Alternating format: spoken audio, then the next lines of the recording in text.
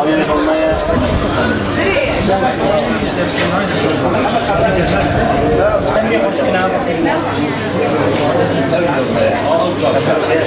Tarafdaniye, tarafdaniye. Problemine mavi, bela iluna duygu.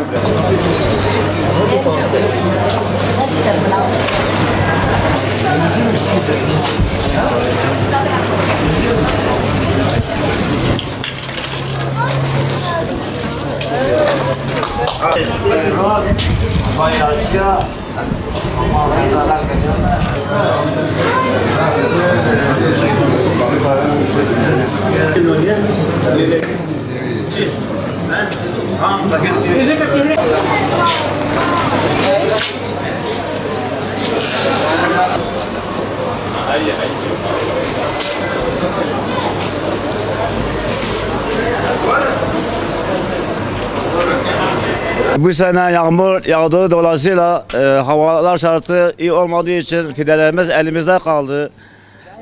Ucuza da satıyoruz, satılmıyor. Normalde bizim her sene sattığımız fide bu sene onun bir yani mesela onda 7'si de satmadık.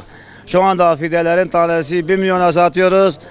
Biz aldığımız tohum patlıcan, biber, hibrit tohumudur. Biz Antalya'dan, Mersin'den, Ankara'dan nakliye parası çok olduğu için biz burada tanesi diyoruz, tanesi 5 milyon kimse almıyor.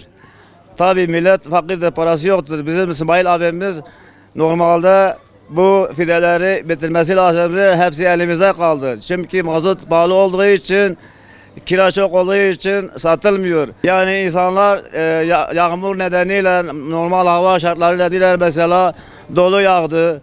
Yağmur yağdı, fidelerimiz elimizde kaldı. Geç yağdı mesela, yağmur 2 ay gecikti mesela. Sonradan dolu vurdu. Şu gördüğünüz bu fideler hepsi zarara da satıyoruz. Kimse almıyor. Tohumlar pahalıdır. Normalde biz destek almıyoruz. Mesela biz tarımdan destek almıyoruz. Biz bir yerden destek almıyoruz. Şu anda şu gördüğünüz fideler İsmail abimiz satıyor. Antalya'dan getirmiş.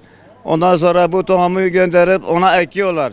Bir fidenin tanesi 2,5'tan onlara para veriyor. Nakliye para veriyor. Ona 4 milyon 5 oluyor. Şu anda fiyatlar diyoruz 3'e 2'ye kimse almıyoruz. Zararına satıyoruz. Normalde 5'ten 4'e düştü. Mesela salkım domates 10'dan 8'e düştü. Mesela karpuz sattığımız karpuz 12'ye satacağımızda 10'a satıyoruz. Kimse almıyor. Salatalığı ona satacağımıza 7,5'a indirdik. Kimse almıyor. Yani biz destek istiyoruz. Tarımdan destek istiyoruz. Mesela bize ben kendim ismim Hasan Işık. Balpınar'da kalıyorum. Yani bize tohum desteği versin. Mesela tohumlar çok pahalıdır. Biz patlıcanın tohumu 20 milyara almışız. Biz dolmanın kilosunu 10 milyara almışız. Çünkü hibrit tohumu pahalıdır. Burada süs biber var. Tombil biber var, kapya var, çelebon var, patlıcan var, karpuz var, salatalık var. Bütün çeşitlerimiz vardır. Vatandaşı davet ediyorum. Biz zaten her sene bu işi yapıyoruz. Şu anda vatandaş gelse buraya uygun fiyata satıyoruz. Köyün domatesi, biberi, patlıcanı tanesi 2 milyondan 1 milyona indirdik. Bu sene fideler fiyatları yüksekti, bir de satışlar yoktu. Hobiciler bu sene kimse akmadı. O büyük çiftçiler de bu sene maddi durumdan dolayı sıkıntı çekiyorlar.